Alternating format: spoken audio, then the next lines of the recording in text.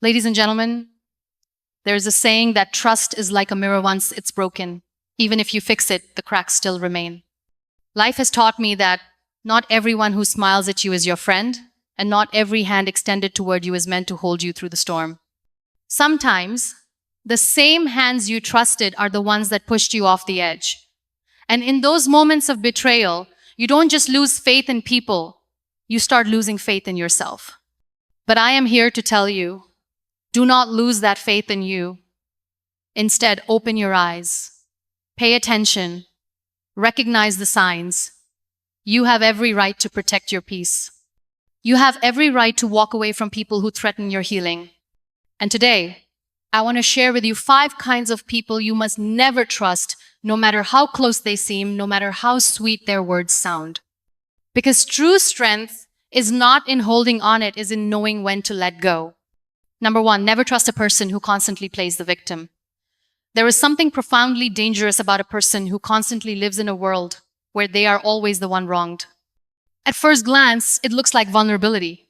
It looks like pain that hasn't healed. You might even find yourself drawn to them, wanting to comfort, to help, to heal. But what you don't see is that some people wear their pain like armor and weaponize it to hurt others while appearing innocent. They will enter your life with stories soaked in sorrow. Their tales are tragic, their past filled with villains. But notice something closely, every story is one-sided. Every ending is the same. They were betrayed, they were misunderstood, they were the victim. And you, with your kind heart, will be pulled into their narrative, convinced that you are their savior. You will begin to forgive their flaws because of their past. You'll make excuses for their anger, their bitterness, their manipulation, because in your mind, they've suffered enough. But what you don't realize is that they have learned to control through sympathy. It is not healing they seek, it is power over your heart. These people are never at fault. If they hurt you, it's because you made them do it. If they lied to you, it's because you didn't listen. If they fail you, it's because they had no choice. There is always someone else to blame. There is always a justification. And slowly, without noticing, you begin to question your own reality. They rewrite every argument, erase every boundary, and twist every truth. You'll feel like you're going crazy, not because you are, but because they are experts at making you doubt yourself. Their pain becomes your burden. Their wounds become your responsibility. But their healing, that never comes. You will try harder. You will love deeper. You will break yourself into pieces trying to fill their empty spaces. But no matter how much you give, it will never be enough. Because the void inside them is not from what life did to them, it's from what they refuse to heal within themselves. They feed off attention, off comfort, off your need to fix things. They do not want freedom from pain, they want attention from pain. And the moment you stop serving that purpose, they will turn on you. Suddenly, you are the villain. You are the reason they are hurting again. The same love you gave them will be used against you. They will remind you of your mistakes, magnify your flaws, and gather sympathy from others. And you'll be left trying to prove that you were only ever trying to help. But no one will hear your side. Because they cry louder. They bleed publicly. They know how to perform. Their power is in perception. Their strength lies in manipulation. And while you're sitting alone, blaming yourself for a war you never started, they are already telling the next person how you ruined them. And just like that, the cycle begins again with someone else playing the role you just escaped. What makes them dangerous is not just what they do, but how they make you feel about what you did. You start losing your voice. You start apologizing when you did nothing wrong. You start believing that love means enduring pain, that trust means tolerating mistreatment, that loyalty means silence. But love should never feel like a courtroom. Trust should never feel like a prison. You are not someone's therapist. You are not responsible for healing wounds that are being used as weapons. It is not your job to carry a cross someone refuses to put down. Sometimes walking away is the most compassionate thing you can do, not just for yourself, but for them. Because enabling their victimhood does not empower them, it traps them further. You cannot heal someone who doesn't want to be free from the comfort of their own suffering. You deserve a connection where accountability is mutual, where both hearts bleed and both hearts heal together, where apologies are real and growth is constant. But as long as you stay in the presence of someone who sees themselves as the eternal victim, your healing will always be seen as betrayal. And so, you must choose to stay in the shadow of someone else's wounds or to rise into the light of your own worth. The choice is never easy but necessary. Number 2, never trust a person who pretends to support you but secretly competes with you. There's a unique kind of loneliness that comes from being surrounded by people who appear to clap for you, but only so no one notices they're hoping for your downfall.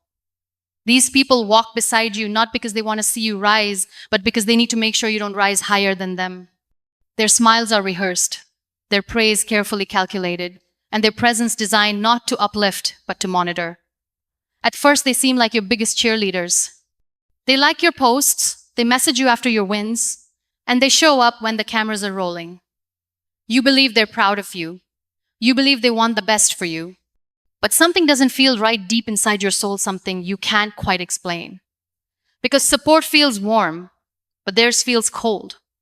Their presence doesn't empower you, it exhausts you. You begin to notice how they talk more about your flaws than your strengths. How they downplay your progress with phrases like, "It's not a big deal," or "You just got lucky." How they always have a better story, a higher number, a louder applause, and when you finally do something that should be celebrated, they go silent. Or worse, they post something to outshine you. It's not your success that bothers them, it's your light. Because to them, your glow is a threat. It exposes the shadows they've been hiding in. You'll catch them mimicking your style, adopting your ideas, replicating your efforts, but without giving you credit. You'll feel flattered at first until you realize they aren't inspired by you, they are trying to be you. Not in admiration, but in competition. Their love is a disguise, their friendship is a performance. What makes it so painful is that you trusted them, you shared your dreams with them, you led them into the most sacred corners of your hope, and they took those dreams not to water them, but to weigh them down. They made you question your pace, your worth, your progress. Not because you weren't doing well, but because you were doing too well. They will remind you of their own struggles, not to connect, but to compete. If you're tired, they're more exhausted. If you're proud, they're more accomplished. If you're scared, they've faced something worse. Their comfort is never quiet, it's always layered with proof of their own superiority. This silent rivalry is the most dangerous kind because you don't see it coming. It doesn't shout, it whispers. It doesn't confront. It criticizes in the shadows. It doesn't leave. It lingers, pretending to be loyalty. And by the time you realize the truth, you've already bled your trust dry in a one-sided friendship. Your confidence begins to erode. You start minimizing your victories so they don't feel threatened. You shrink your light to keep them close. You hold back your ideas to avoid their jealousy. And slowly, your soul begins to suffocate not from hate, but from the absence of true support. Because real friends don't compete, they celebrate. They don't get intimidated by your wings, they help you fly. They don't want to be above you, they want to grow with you. But these people, they only feel tall when you're on your knees. They only feel smart when you're second-guessing yourself. They only feel special when you're doubting your worth. It takes courage to walk away from a friendship that looks perfect on the outside but poisons you on the inside. It takes strength to stop sharing your dreams with someone who uses them to measure their own ego. It takes wisdom to see through the fake applause and realize you deserve more than shallow validation. Don't keep people close just because you've known them long. Longevity doesn't guarantee loyalty. Some people have sat beside you for years only because they wanted front row seats to your failure. They aren't clapping because they're proud. They're clapping because they think the show is about to end. But your story is just beginning. And it deserves to be written with people who don't compete but contribute. People who don't dim your light but protect it. People who don't just show up when you rise, but hold your hand when you fall. Trust isn't earned through words. It's revealed through consistent presence, through quiet loyalty, through joy that feels like home. Number 3, never trust a person who talks bad about others to you. There's something deeply unsettling about the kind of person who feels at home tearing others down in conversations that were never meant for judgment. They cloak their gossip in laughter, their criticism in concern, their betrayal in stories. But behind every whispered insult, there lies a warning. If they can speak that way about them, they will one day speak that way. About them, they will one day speak that way about you. It starts so casually, a comment here, a complaint there. You think they're just venting, you think you're just listening. But what you don't realize is that every word they drop is a mirror of how they see the world and how they will one day frame you when you're not around to defend yourself. These people thrive in shadows. Their conversations always begin with, "Don't tell anyone I said this, but..."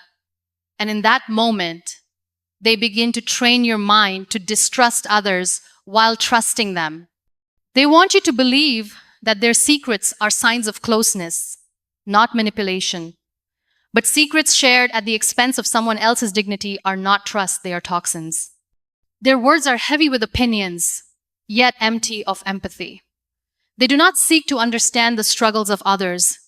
They only seek ammunition to judge them. You'll hear them make fun of someone's failure, mock someone's pain, exaggerate someone's mistake, and you'll sit there wondering if this is just humor or hatred dressed in charm. But the truth is, people who constantly talk about others behind their backs are always in search of relevance. They believe that by diminishing others, they increase their own worth. Their tongues are sharp, their smiles are polished, and their intentions are hollow. What they cannot build in their own lives, they destroy in the lives of others.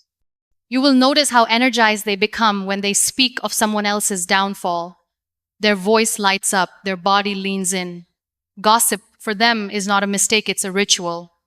And what's more dangerous is how they disguise it as honesty. "I'm just being real," they'll say. "I'm just telling you the truth." But realness without respect is cruelty, and truth without love is poison. You'll begin to question people you've never met based on their stories. You'll form opinions on hearts you've never touched, souls you've never seen. Because that's what these people do. They plant seeds of doubt in gardens they never intend to water. And while your mind becomes a battlefield of rumors, they move on to their next story. There is something sacred about what people say when the other person isn't in the room. It reveals their values. It exposes their insecurities. It uncovers their need to be heard, even at the cost of someone else's name. And one day, when you are no longer useful to them, your name will be next. They don't know how to build connections without tearing others apart. They don't know how to hold space for silence, for dignity, for grace. They are addicted to drama. They are intoxicated by attention. And your presence is not valued, it's used as an audience. When someone constantly gossips, it is not a reflection of the people they speak about, it is a reflection of the emptiness within themselves. The chaos they create in others' lives distracts them from the unrest in their own, and they will keep spinning these webs until someone has the courage to walk away. And that someone has to be you. Because trust is not built on shared secrets, it is built on shared safety. If a person cannot honor someone else's absence, they will never honor your presence. And if someone brings gossip to you, remember they carry gossip from you too. You deserve friendships where your name is spoken with love, even when you're not around. Where your struggles are held with respect, not retold for entertainment. Where your faults are seen with compassion, not mocked in private. You deserve people who protect your soul in every room you're not standing in. Pay attention to how people speak about others, because one day those very words will echo in rooms filled with your own silence. And when that day comes, it will not be the betrayal that hurts. The most it will be the realization that you trusted someone who turned your listening ear into a weapon. Number 4, never trust a person who lacks empathy for others. There is something hollow, something terrifying about a heart that can witness the pain of others and feel nothing. A person who lacks empathy may look composed, successful, even charming, but there is an eerie silence in their soul.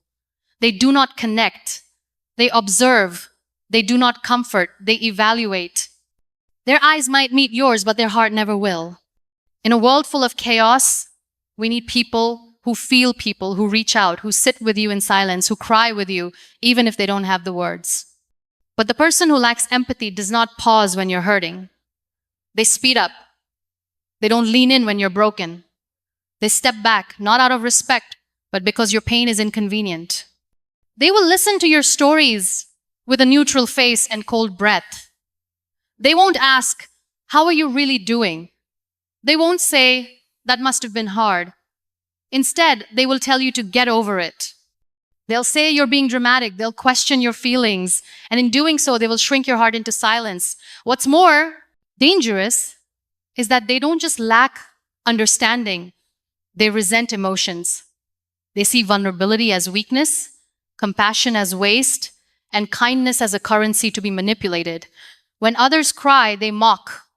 When others fall, they criticize. When others speak up, they scoff. You will notice how indifferent they are when someone around them is in pain. They won't offer a hand. They won't make space for healing. Their words will be sharp, not out of truth, but out of pride. And somehow, they always manage to make someone else's grief about themselves. Because empathy requires selflessness, and they live at the center of their own universe. If you confide in them, you'll often walk away feeling worse. Not because you expected solutions, but because they gave you judgment. They'll use phrases like, "That's not a big deal," or "Others have it worse." And just like that, they'll take the weight of your experience and toss it aside like it never mattered. You may find yourself hesitating before speaking. You'll begin to edit your pain. You'll start smiling when your soul is aching just to avoid their dismissal. And that, right there, is the death of emotional safety. When someone can't feel with you, they can never truly walk beside you. Their indifference might not always be loud. Sometimes it's hidden beneath politeness, beneath routine check-ins, beneath empty gestures. But you'll feel it in the way they never really ask how you're doing. You'll feel it in the way they never remember the things that matter to you. You'll feel it in the way they change the subject when things get too real. And when the tables turn, when they need something from you, they'll expect your full attention, your full heart, your full presence. But they won't even remember the moments you needed them most. Because empathy isn't something you learn, it's something you live. And those who don't carry it will never offer what they've never nurtured. You'll begin to see the patterns. How they always choose logic over compassion. How they prefer control over connection. How they are more interested in being right than being kind. And no matter how long you stay, hoping they'll finally understand, they won't. Because their silence isn't about you. It's about their inability to feel beyond themselves. Empathy is the language of the soul. Is the bridge that turns strangers into family, pain into purpose, and grief into growth. Without it, every relationship becomes transactional. Every conversation becomes calculated. Every moment becomes something to analyze, not embrace. The danger lies in staying close to someone who cannot feel. Because eventually you begin to numb your own heart. You stop crying as much. You stop sharing as much. You stop expecting anything. You begin to believe that maybe your emotions really are too much. But they're not. You are not too sensitive. You are not too soft. You are human. And your ability to feel deeply is not a flaw, it's a gift. Never apologize for having a heart that aches for others. Never dull your empathy just to match someone else's coldness. The world needs more people who care, not fewer. And if someone's absence of feeling makes you question your presence of love step away, your warmth deserves a home, not a battleground. Number 5, never trust a person who only shows up when they need something. There is a kind of silence that speaks louder than words, the silence of absence during your storms, followed by sudden presence when the sun starts to shine again. These are the people who vanish when your soul is bleeding, who look away when your tears fall, but return with smiles when they see your hands full. Their loyalty isn't love, it's leverage. You begin to notice them only when you're needed. Their messages come not with warmth, but with requests. They don't ask how you are, they ask what you can do. They aren't interested in your journey, they're interested in your resources. Their timing is always strategic, and their presence always conditional. When you're going through hardship, they are nowhere to be found. They don't ask, they don't check, they don't care. Your pain is not profitable to them. Your silence isn't useful. Your brokenness offers them nothing to gain, and so they disappear. Until one day they return, not because they missed you, but because they need something from you. It could be support, it could be validation, it could be help with something they couldn't achieve alone. And when they speak to you again, it feels like deja vu, same charm, the same words, the same promises. But beneath the surface, there's an emptiness. Because this is not a reunion, it's a transaction. You begin to wonder if you were ever valued or just used. Were you ever truly cared for or simply convenient? Were your conversations ever about you or just carefully timed check-ins to ensure the door stayed open when they might want to walk through it again? These questions become louder each time their absence repeats itself between their moments of need. And yet, there's a part of you that still responds because you remember the laughter. You remember the good days. You remember the times when it felt real. And so you give them the benefit of the doubt again and again and again until eventually the pattern becomes too painful to ignore. They don't remember your birthday. They don't call when you're grieving. They don't celebrate your victories unless they benefit from them. But they always show up when they're falling, when they're stuck, when they're in trouble. And they call it friendship. But it's not. It's dependency masked as connection. You give not because you're weak, but because your heart is built that way. You want to be there for people. You want to help. You want to lift others when they fall. But there comes a time when you realize that pouring into someone who never pours back into you is not compassion, it's self-neglect.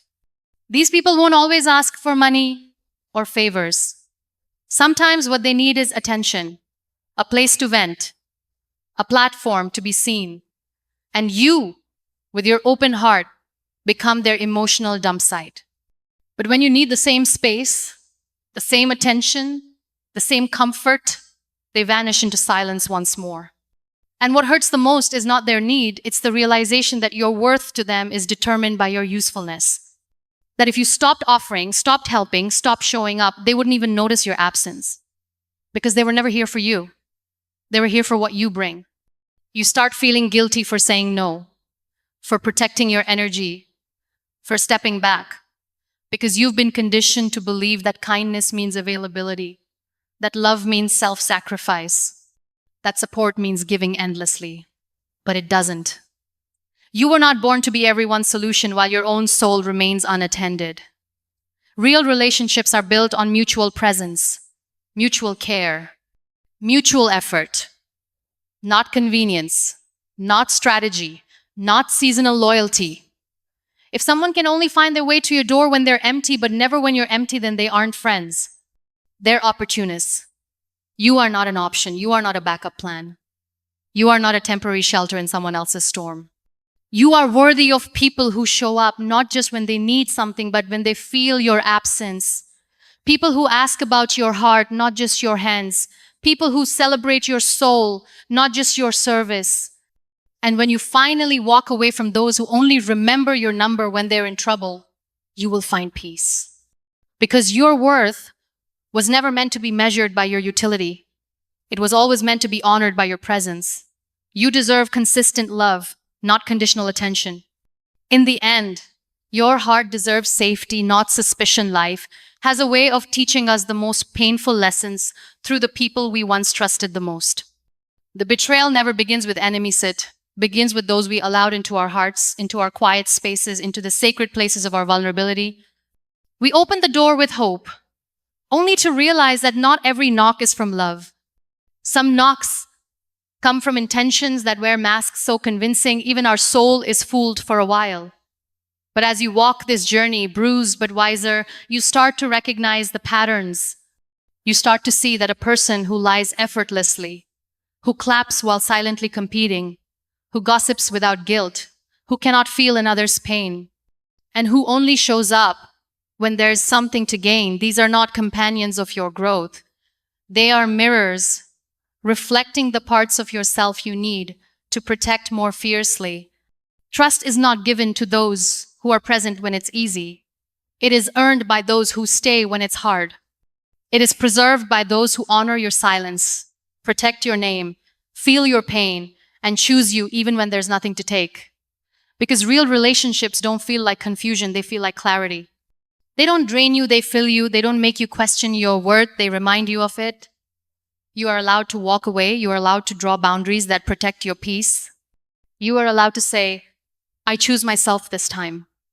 Because your heart is not a vending machine for love, nor a charity for emotional takers. It is a sacred vessel meant to be held with reverence, not convenience. This world will often applaud your tolerance, your forgiveness, your patience, but only you will know when that patience is breaking your spirit. Only you will know how many times you cried alone after offering a shoulder to someone who was never there when it was your turn. And only you can decide when it is time to stop watering deserts, hoping for rain. So choose wisely. Watch closely. Not everyone who smiles is safe. Not everyone who claps is kind. Not everyone who calls is concerned. And not everyone who returns deserves to stay. Let your silence speak where your words once begged. Let your absence teach what your presence could never prove. Because you are not here to carry the weight of unworthy loyalties. You are here to build a life where trust is not a risk but a refuge. And in that life, you will only make room for those whose hearts beat in rhythm with integrity, compassion, and truth. Your soul deserves a tribe that doesn't shift with seasons. Your story deserves characters who don't rewrite themselves when the plot changes. And your journey deserves travelers who walk beside you not just when the road is straight, but when it bends, breaks, and disappears. Never trust a person who betrays the sacred no matter how well they disguise it. Your life is too precious. Your time is too limited, and your heart is too whole to waste on those who only know how to take but never how to treasure. So risen not in anger but in wisdom.